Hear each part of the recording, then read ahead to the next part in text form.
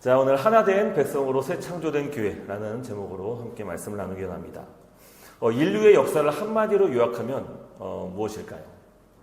이 데이비드 프라이는 장벽의 문명사라는 책에서 이제 인류의 역사는 벽쌓기의 역사다라고 이렇게 말을 하고 있습니다. 인류의 역사는 벽쌓기의 역사다. 그러니까 고대 사회는 성벽을 쌓아가지고 적을 막았고, 오늘날 현대에는 이제 국경을 그어가지고 선을 그어서 나라를 구분을 합니다.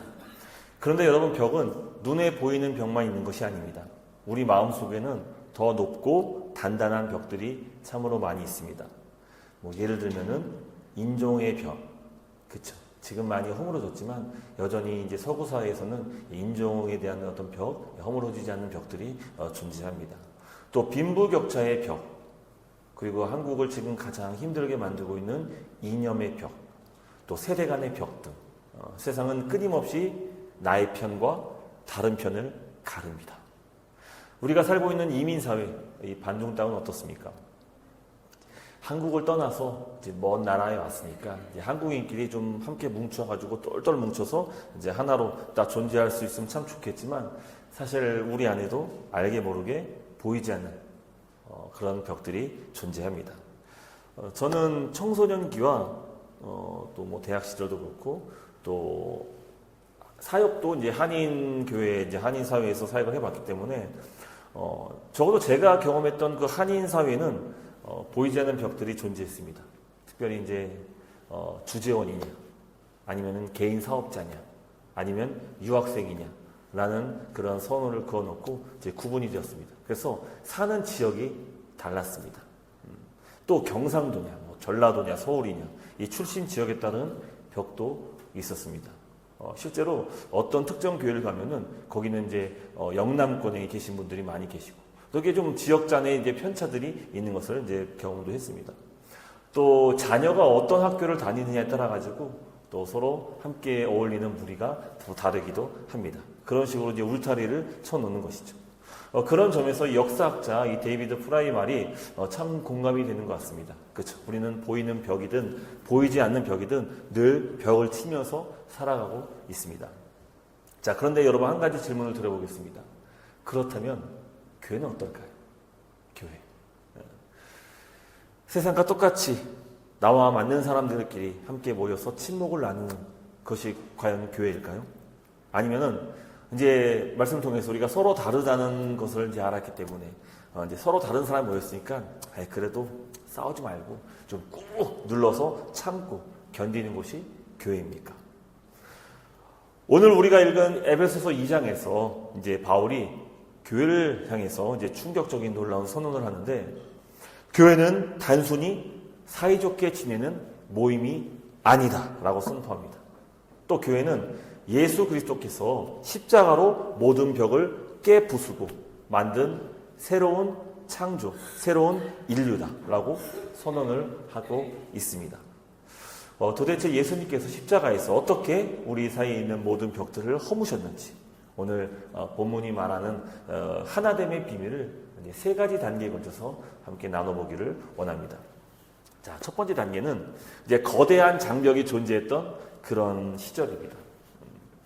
우리는 예수 그리스도 안에서 함께 교회를 이루기 전에는 철저하게 분리된 자였습니다. 저도 외국 생활을 하다 보니까 이 이방 땅에서 저는 이방인이라는 그런 한계를 참 여러 차례 경험을 했던 것 같습니다. 그렇죠? 여러분들 아마 다 겪어보셨을 겁니다. 말할 수 없는 그 불이익들, 그렇죠? 어떤 부당한 대우들, 차별적인 그런 것들이 우리 이민사회를 살아가시는 분들은 늘 나는 여기서 계속 이방인으로밖에 존재할 수 없다는 그런 사실을 뼈저리게 느끼게 됩니다. 그래서 참 서럽고 외로울 때가 많이 있습니다. 그런데 오늘 본문 11절 12절 말씀을 보면은 바울은 예수님을 알기 전에 우리의 상태가 딱 이방인이었다라고 성경은 말하고 있는 것입니다. 그러니까 영적인 이방인으로 이렇게 보면 좋을 것 같습니다. 11절 말씀, 그러므로 생각하라. 너희는 그때의 육체로는 이방인이요 손으로 육체 행한 할례를 받은 무리라 칭하는 자들로부터 할례 받지 않은 무리라 칭함을 받는 자들이라. 물론 여기서 1차적인 독자, 이 성경을 읽고 있는 독자는 이방인입니다. 실제로 유대인과 이방인 사이에 구별이 있었는데 이제 할례를 받은 유대인들, 할례 받지 못한 이방인으로 이렇게 구분이 되었습니다. 그런데 사실은 우리가 예수님을 알기 전에 우리 모든 인류는 결국은 다 이방인일 수밖에 없습니다. 그렇죠? 외인이죠, 외인. 그래서 우리 모두를 가리켜서 이방인으로 보는 것을 이제 보면 될 것 같습니다. 당시 유대인들은 이방인을 향해서 아주 경멸적인 표현들을 많이 했습니다. 그냥 할례 받지 못한 자들. 이것도 상당히 이게 불쾌한 그런 표현인데 이보다 더 심한 표현들을 하는데 유대 문헌들을 찾아보니까 그 이방인들을 가리켜서 이 지옥의 땔감들 이런 표현을 했다고 합니다. 그리고 우리 성경에도 그런 표현이 나오지만 이제 개들 이런 표현들을 많이 사용을 했습니다. 그렇죠? 이 반동 땅에 오니까 정말 개 한 마리 보기 참 쉽지 않습니다. 저도 개는 우리 장로님 댁에 가서 한번 본 적이 있고 여기 온통 고양이만 가득한 것 같아요. 얘기를 들어보니까 여기는 또 개를 그렇게 또 천대한다고 이렇게 한다고 들었습니다. 아마 이런 문화들이 아마 고스란히 지금 이곳 이슬람 문화에도 이제 잘 녹여져 있는 것 같습니다. 어쨌든 유대인과 이방인 사이에는 보이지 않는 벽들이 이제 존재해서 같이 밥도 먹지 않습니다. 서로 얼굴을 마주하기도 않고 이 불결하고 불쾌하게 또 혐오감을 들고 또 적대감을 이제 갖게 되었습니다. 그래서 이것을 이제 성경은 육체적으로 분리된 상태다라고 말하는 것이죠. 하지만 더 심각한 것은 영적인 상태입니다. 12절 말씀인데요. 그때 너희는 그리스도 밖에 있었고 이스라엘 나라 밖의 사람이라. 약속의 언약들에 대하여는 외인이요 세상에서 소망이 없고 하나님도 없는 자이더니. 여러분 이 표현들 제가 하이라이트를 쳤던 표현들 보시면 어떻습니까? 그리스도 밖에 있었다. 뭐 나라 밖에 있었다. 외인이다. 소망 없다. 하나님 없다. 이거 듣기 그렇게 유쾌한 그런 표현들이 하나도 없는 것이죠. 그렇죠? 우리가 이 인도네시아 땅에 살아가면서 가장 신경 쓰고 사는 것이 뭡니까? 아마 비자 아니겠습니까? 또 여권 이런 것들. 그래서 뭐 여권 만기 놓쳐가지고 또 애를 먹으신 분들도 또 종종 있으신데, 여러분 아무리 여기서 오래 살아봐야 결국 우리는 비자가 만료되거나 여건이 없으면은 어떻습니까? 불법 체류자가 되는 겁니다.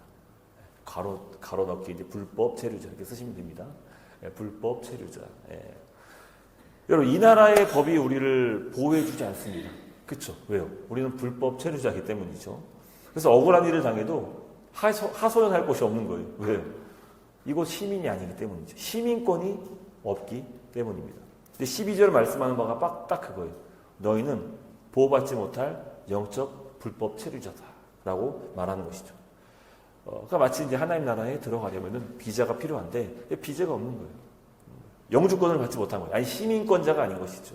이것이 예수님을 알기 전에, 예수님을 만나기 전에 우리들의 비참한 모습이고 이것이 우리의 본래 상태였다는 것입니다. 또 눈에 보이는 장벽을 잘 보여주는 상징물이 있었는데요. 바로 예루살렘 성전입니다. 예루살렘 성전. 참 의외죠. 예루살렘 성전, 하나님의 임재가 그렇게 강력하고 충만했던 그 예루살렘 성전이 보이는 벽, 가장 대표적인 보이는 벽이었습니다. 예수님 당시 이 헤롯 성전은요, 이방인의 뜰이라는 곳이 있었습니다. 그래서 그 이방인의 뜰까지는 이방인들이 들어갈 수 있습니다. 거기서 기도할 수 있어요. 근데 그 뜰을 넘어서 성전 안으로는 들어가는 것이 불가했습니다. 허가를 받지 못했습니다. 근데 그 이방인의 벽과 이방인의 뜰과 그 경계하는 사이에 1.5m 정도, 한 2m 정도의 장벽이 있었다고 합니다. 그래서 그 장벽에는 담을 쳐놓고는 곳곳에 이와 같은 경고문이 붙어 있었다고 합니다. 경고, 이 담을 넘어 들어오는 이방인은 누구를 막론하고 즉결 처형에 처한다. 죽음에 대한 책임은 본인에게 있다.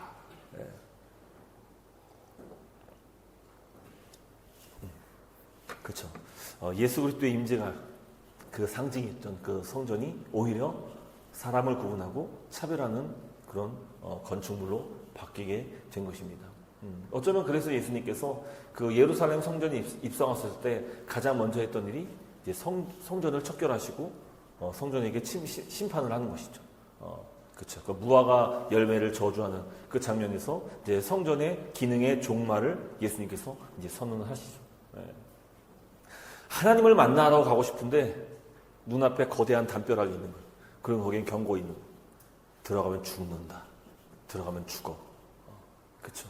그 누가 들어갈 수 있겠습니까? 결코 들어갈 수 없는 것이죠. 죄인인 우리가 거룩하신 하나님께 나아갈 수 없는 그런 절망의 벽, 그 상태가 바로 예수를 알기 전에 우리의 상태였다는 것입니다. 이것이 바로 11절에서 그때의 예수님을 알기 전에 우리들의 모습이었습니다. 우리는 결코 그리스도 안에서 연합할 수 없고 또 성전 안으로 들어갈 수 없는 높은 장벽 그 앞에서 서성이는 그런 무리들이었다는 것입니다. 이방인 것이죠. 이방인. 자, 이제 두 번째 단계입니다. 자, 그러나 이제 시작하죠. 그러나 성경은 13절에서 위대한 반전을 선포합니다. 이제는 이렇게 시작합니다. 이제는 영어로는 but now.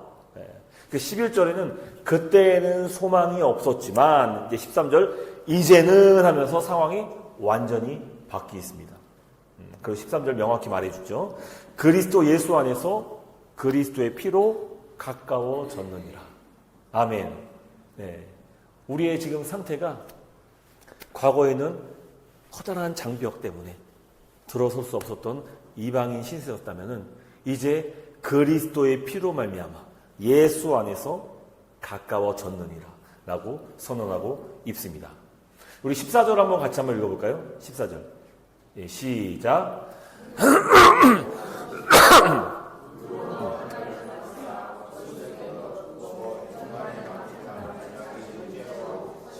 네, 여기서 이제 자기 육체로 허시고 이 표현, 이거 이제 밑줄을 걸 수 있으면 밑줄을 그어야 됩니다. 예수 그리스도의 육체로 딱 이 모든 장벽을 허무셨다라고 선언합니다. 예수님은 이방인과 유대인 그 사이에 있었던 그 높은 거대한 담을 어떻게 하셨습니까? 허무시기 위해서 이 땅에 육신의 몸으로 그리고 십자가를 지심으로 자기 육체를 내어 던짐으로 그 거대한 장벽을 완전히 깨부셨습니다. 그래서 마태복음 27장을 보면 예수님께서 이제 숨을 거두실 때 성소의 휘장이 위로부터 아래로 쭉 다 찢어지는데 이제 그것이 무엇을 얘기하는 겁니까?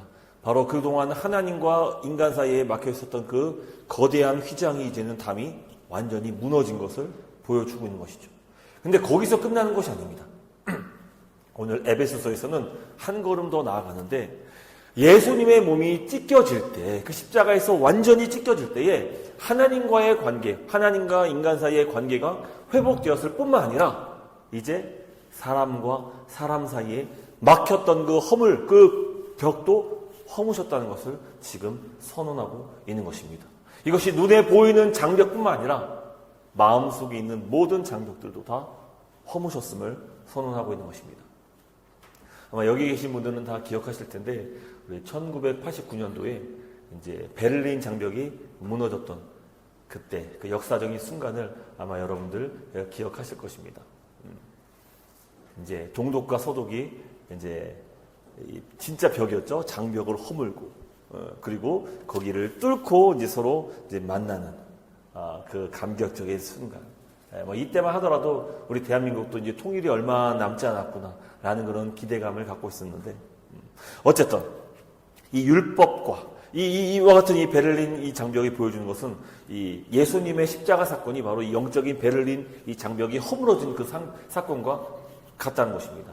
그래서 율법과 인종과 또 빈부격차로 나뉘었던 그 인류의 장벽이 이제 예수님께서 온몸을 다 십자가에 던지심으로 이 장벽을 다 허무신 거예요.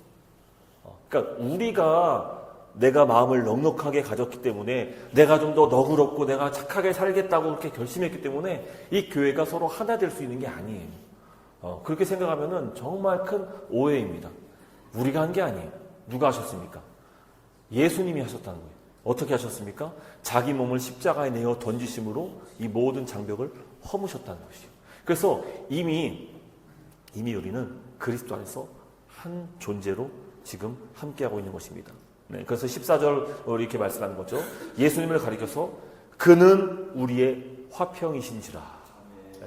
누가 화평이라고요?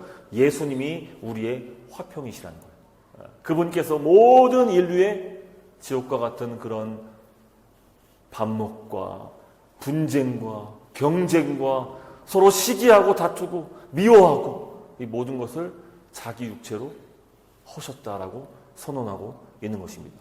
근데 여러분, 예수님의 사역은요, 단순히 이 벽을 허무는 데서 그치지 않았다는 것입니다. 15절 말씀 보면은 이 둘을 자기 안에서 한 세 사람으로 지어 화평하게 하셨다라고 선언하고 있습니다.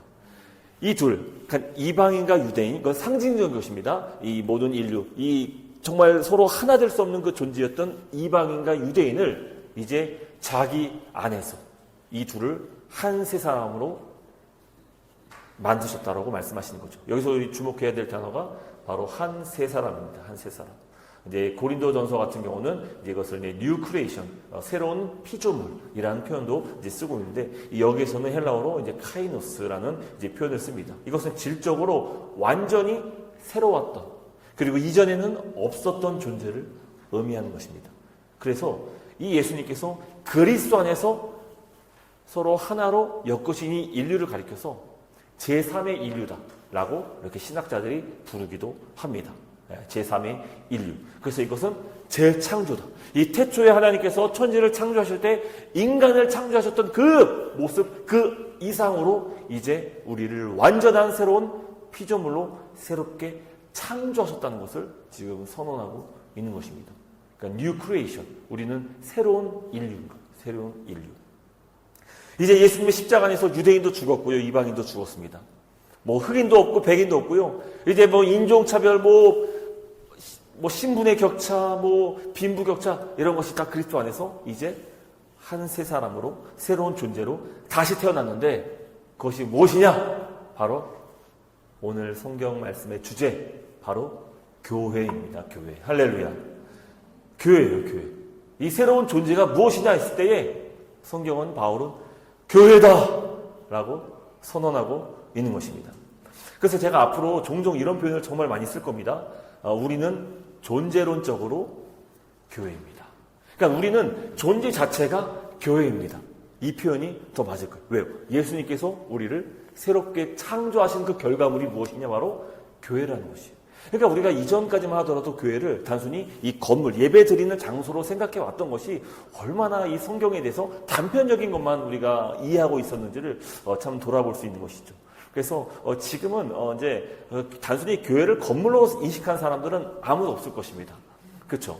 뭐 제가 죄송한 말씀인데, 여기 지금 강단에 올라올 때에 제가 이제 신을 갈아 신고 올라옵니다.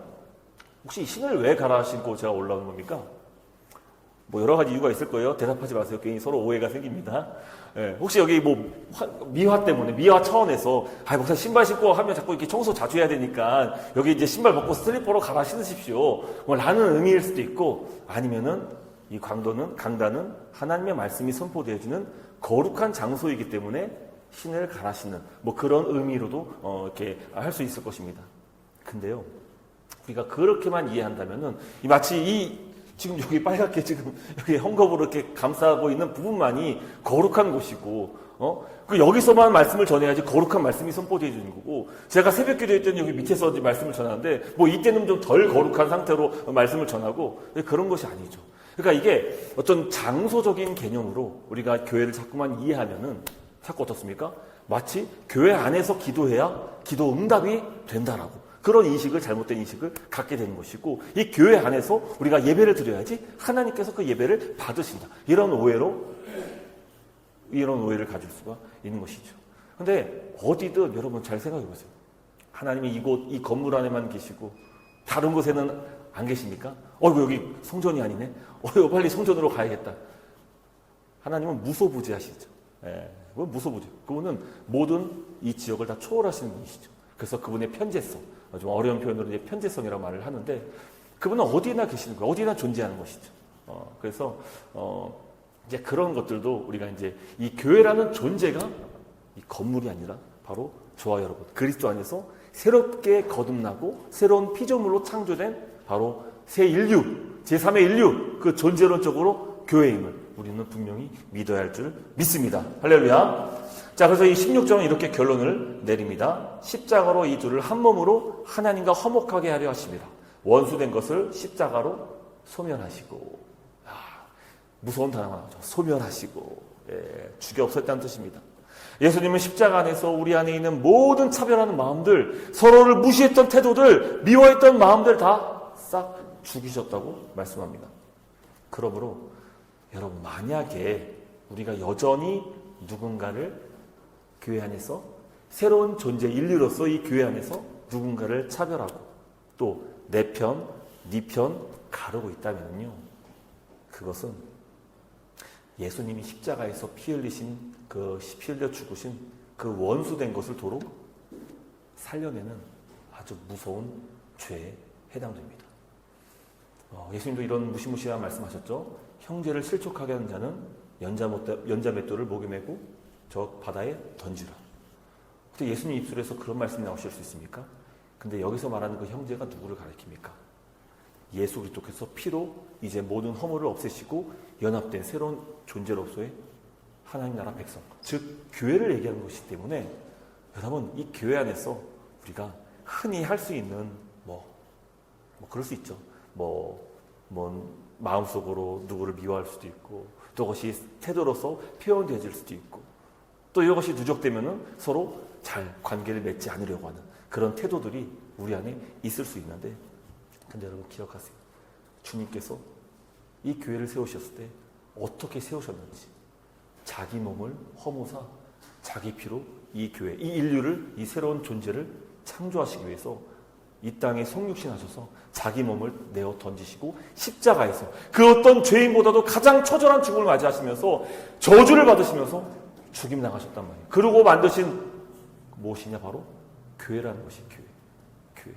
그래서 여러분, 교회에서 가장 경계해야 될 가장 큰 죄악은 무엇이냐? 바로 미워하는 거예요. 분열이에요. 사단이 가장 기뻐하는 것이 바로 교회가 분열되는 것입니다. 어떤 이유로도 성령께서 이 평안에 맺는 줄로 성령께서 하나 되게 하신 것을 깨트리는 행위는요, 예수 그리스도의 십자가 그 사역을 대적하는 아주 무서운 범죄라는 사실을 우리는 분명히 인식해야 됩니다. 물론 이것이 죄로, 심각한 죄로 이해하지 못하고 인식하지 못했을 때는 우리가 그럴 수 있겠지만, 이제는 우리의 모든 이 교회의 화평은 예수님께서 자기 몸을 찢으시면서 이루신 하나님의 값진 영광이다 라는 것을 우리는 기억하며 살아야 될 줄을 믿습니다. 할렐루야. 자, 이제 마지막으로 이제 오늘 본문은 예수님께서 우리에게 부여하신 이 세 가지의 영광스러운 신분을 보여주는데요. 이 19절 말씀에서 보면은 이제 동일한 시민이다라고 말씀하십니다. 동일한 시민. 여러분, 앞서 이 12절에서는 우리를 이제 불법 체류자로 이렇게 인식했다면 이제 상황이 완전 바뀌었습니다. 이제 비로소 시민권자가 되었습니다. 할렐루야. 이제 시민권자가 되었어요. 여러분, 이 미국도 그렇답니다. 이 비자 받은 사람이 있고, 또 영주권 받은 사람이 있고, 또 시민권을 가진 사람이 있는데, 이게 엄청나게 커다란 벽입니다. 그래서 비자 받은 사람은 영주권 받은 사람 앞에서는 꼼짝도 못하고요. 또 영주권 받은 사람도 시민권자 앞에서는 꼼짝도 못합니다. 그러니까 시민권이 그게 무서운 거예요. 왜요? 동등한 권리와 자격이 주어지기 때문입니다. 근데 우리 시민권의 특징이 뭡니까? 바로 천국에서 이제 누구도 백인이든 흑인이든 부자든 가난한 자든 누구도 상관없이 이제 법 앞에서 똑같이 보호를 받을 수 있게 되었다는 것입니다. 근데 신앙생활도 마찬가지예요. 신앙생활 막 30년, 40년 오래 하신 분들도 이곳에 계시지만 이제 갓 교회를 출석하신 새 가족들도 있을 거예요. 근데 여러분, 그 어떤 것으로도 영적인 터세는 있어서는 안 됩니다. 30년, 40년 다니셨든지 새 가족이 있었든지 누구든지 예수 그리스도를 믿는다면 다 그분들에게는 시민권이 주어진 거예요. 똑같은 동등한 대우와 조건과 그 보호를 받게 된 것입니다. 자, 두 번째 신분은 바로 하나님의 권속이 되었다는 것입니다. 그래서 이 19절 마지막에 보면 하나님의 권속이다라고 얘기하는 것이죠. 여러분 보세요. 이 법적인 시민 그 관계보다 더 깊은 관계가 바로 가족입니다. 패밀리. 그렇죠? 시민으로도 참 우리가 이 미국이든 뭐 어디든 살아가는데 문제 없겠지만 가족이 되어버린 거예요. 가족인 것이죠.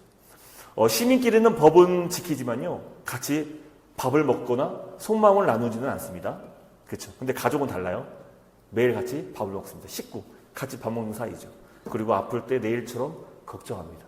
이게 바로 우리의 신분, 이 교회의 신분이에요. 교회. 이제 누구도 우리는 다 그리스도 안에 있으면은 한 형제요, 한 자매라고 말할 수 있는 것이죠. 할렐루야. 그래서 이 교회 안에서 가장 많이 사용되었으면 하는 표현 중에 하나 바로 뭐냐면은 형제님, 자매님, 뭐 고모, 이모 다 좋겠지만 근데 우리는 그리스도 안에서 한 형제 자매, 그렇죠? 그리고 아버지가 같잖아요. 아버지, 한 분 아버지. 그 아버지가 누구십니까? 우리 하나님 아버지. 그래서 예수님이 우리의 맏아들이시고 우리의 가장 큰 형이 되시고 우린 누구든 다 차별을 받지 않는 형제고 자매, 똑같은 그런 가족임을 여러분 기억하시기를 바랍니다. 마지막 세 번째 신분은 바로 거룩한 성전입니다. 네, 거룩한 성전. 21절, 22절 말씀인데요. 우리 같이 한번 읽어볼까요? 시작. 그의 안에서 건물마다 서로 연결하여 주 안에서 성전이 되어가고 너희도 성전 안에서 하나님이 거하실 처소가 되기 위하여 그리스도 예수 안에서 함께 지어져 가느니라. 아멘. 네, 세 번째 신분 바로 성전입니다. 성전. 바울은 이 본문에서 우리를 가리켜서 완전하게 완성된 건물이라 얘기하지 않고 계속 어떻게 해요? 주 안에서 성전이 되어간다라고 말합니다. 그러니까 성전이 지금도 계속 되어지고 있는 것이. 우리는 아직 완전한 거룩한 성전이 아닙니다. 그래서 여러분, 앞서서 제가 뭐 교회 안에서 서로 분쟁하거나 다투거나 미워하면 안 됩니다. 그거 큰 죄입니다. 라고는 선언했지만 실제적으로 우리가 교회 안에서 번번이 일어나는 일들은요, 서로 미워하는 마음이 있어요. 목회에서 마찬가지입니다. 나한테 잘 대해주는 성도님은 더 마음이 가는 게 당연한 거고요. 또 그렇지 못한 분은 약간 까칠한 분들에게는 또 까칠할 수밖에 없는 것이 또 인간의 아주 연약한 그런 본성인 거예요. 그래서 아직 완성된 우리 성전이 아니라는 것이. 우린 지금도 계속 만들어지고 있어요. 다듬어지고 있어요. 계속 건물이 세워지고 있는 것이. 계속 세워집니다. 그래서 연차가 오래되면 오래될수록 어떻습니까? 우린 조금씩 더 예수 그리스도의 온전한 모습을 닮아가게 되는 것이. 그것을 우리는 이제 거룩한 성화라고 말하는 것이죠. 그래서 우리는 여기서 꼭 기억해야 되는 거예요. 서로 연결하여서 함께 지어져 간다는 것이. 그러니까 여러분 잘 보세요. 나 혼자 오늘 예수님 말씀 잘 들었어. 오늘 말씀대로 살아야지. 순종해야지. 딱 적용해야지. 했는데요. 나는 그렇게 마음을 결심했는데 교회 안에 상대방이 그 똑같이 예전처럼 딱 미워하고 하면은요. 이게 어떻습니까? 이게 내가 아무리 결단하고 결심해도요. 이게 오래가지 못하는 거예요. 왜요? 이 사람이 연약하거든요. 우리는 그 연약한 모습을 그대로 가지고 있는 존재이기 때문입니다. 근데 오늘 같은 경우에도 이 말씀이 선포되어질 때에 어떤 특정 누군가만 말씀을 딱 하나님 말씀으로 받고 순종해야지 이런 게 아니라 우리 모두가 한 말씀 안에서 한 믿음을 가지고 한 몸으로 살아가는 그런 결단과 적용이 있어야지만 비로소 교회가 함께 연결되어서 건강하게 세워질 수 있는 것입니다. 그래서 여기서 서로 연결하여 함께 지어져 간다. 이게 참 중요한 표현이에요. 예수 안에서 함께 지어져 간다. 할렐루야. 저희는 이미 반동 땅에 이 반석교회에 온 순간부터 이미 연결된 자들이에요. 이젠 뗄래야 뗄 수 없는 자들이에요. 야, 이제 너 그만 딴 교회 가라. 아니요. 내가 왜 갑니까? 나는 이미 주 안에서 반석교회에 연결되어 있는 걸요. 네, 우리는 함께 연결되어서 함께 지어져가는 그런 존재입니다. 우리는 계속 공사 중이에요. 계속 연결된 차로 거룩한 집으로 완성되어질 것입니다. 그리고 이 에베소서가 말하는 것이 바로 이것이 교회의 영광이라고 말하고 있는 것입니다. 할렐루야. 거룩이라는 것은요, 나 혼자 큐티하고 기도한다고 절대로 거룩해질 수 없습니다. 거룩은 그게 아니에요. 거룩은 반드시 나와 비슷한 처지에 있는 상대가 있을 때 비로소 내가 그 상대와 함께 살아가면서 점차 깎이면서 거룩해지는 겁니다. 신앙생활이요, 혼자 하는 거 아닙니다. 하나님께서 단 한 번도 신앙생활을 혼자 하도록 내버려 두질 않았어요. 우리는 함께 연결되어서 그리스도 안에서 한 말씀과 한 믿음과 한 성령 안에서 거룩한 백성, 거룩한 성전으로 함께 지어져가는 그런 존재인 것입니다. 그래서 성경은 이것을 교회의 영광이다라고 말씀하고 있는 것입니다. 할렐루야.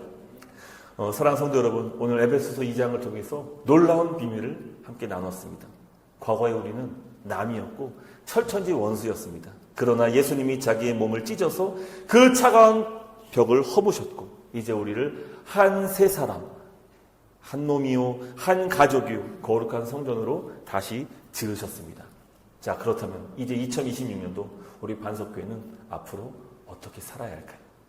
첫 번째는 우리 예수님이 핏값으로 허무신 담을 다시 쌓지 않기를 간절히 소망합니다. 할렐루야. 우리 무의식적으로 종종 이 마음의 벽들을 계속 쌓습니다. 저 사람 나랑 수준이 안 맞아. 저 사람 고향이 어디래. 저 사람 나랑 말이 잘 안 통해. 저분은 온 지 얼마 안 돼서 우리 사정을 잘 몰라. 근데요, 그렇게 우리가 생각하는 그 순간 나도 모르는 사이에 선을 긋고 지금 예수님이 십자가로 허무신 그 담을 다시 내 손으로 쌓고 있는 것입니다. 그래서 여러분, 나랑 안 맞기 때문에 주님께서 나에게 보내신 거예요. 왜요? 함께 연결돼서 서로 거룩하라고. 함께 거룩하라고. 혼자 거룩할 수 없으니까 함께 부딪히면서 함께 깨지면서 함께 거룩하라고 우리에게 보내주신 거예요. 그래서 나랑 잘 안 맞는 분, 그분이 나의 영적인 거룩한 파트너라는 사실을 여러분 기억하시기를 주님의 이름으로 축복합니다. 아멘. 제가 약간 웃어서 얘기해서 혹시 농담처럼 들리지 않았기를 바랍니다. 자, 두 번째입니다. 나 홀로 신앙생활하는 것은 없습니다. 그런 거 없어요. 그런 거 없어요. 어디도 없어요. 나 혼자 신앙생활 그거 없어요. 그건 TV에서 나는 거. 나 혼자 산다. 혼자 사는 거예요. 우리는 절대 나 혼자 살 수 없습니다. 이민생활이 피곤하고 사람에게 상처를 받는다 할지라도요. 오늘 나는 예배 혼자 드리고 난 집에 갈래요. 축도 끝나기 전에 막 도망. 그러면 한 번도 안 계시더라고 우리 교회는. 근데 그런 분들은요. 나의 영혼을 마치 길바닥에 내던진 것과 똑같아요. 혼자 떨어져서 신앙생활을 할 수 없습니다. 옆에 있는 성도가 때론 나를 찌르는 가시처럼 보여서요. 근데 그분 때문에 내가 지금 오늘 버티고 있는 거예요. 그 가시 같은 그 줄기가 오늘 우리 교회가 함께 버틸 수 있는 기둥이 되어가고 있는 것이죠. 그래서 그와 연결돼야 내가 살 수 있어요. 그래서 우리 구역 모임 언제부터 계약입니까? 빨리 계약했으면 좋겠어요. 저도 구역 모임 한번 참석해가지고 어떻게 하시는지 좀 같이 좀 참여도 하고 싶고 그래요. 구역 예배 꼭 참석하시고 봉사의 자리 함께 꼭 참석하시길 바래요. 그래서 거기서 우리가 단단하게 연결돼야 돼요. 그래야 하나님이 우리 가운데 거하십니다. 할렐루야. 마지막 세 번째입니다. 우리는 가족이에요. 가족.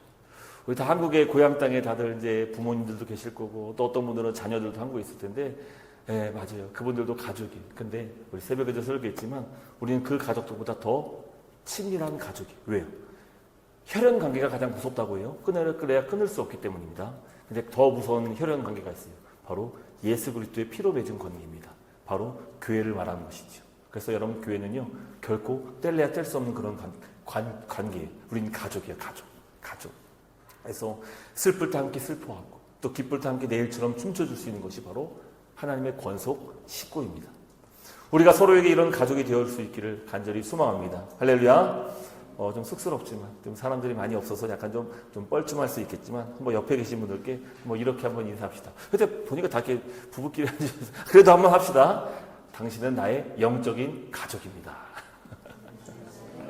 당신은 나의 소중한 가족입니다. 말씀 맺도록 하겠습니다. 교회는 건물이 아닙니다.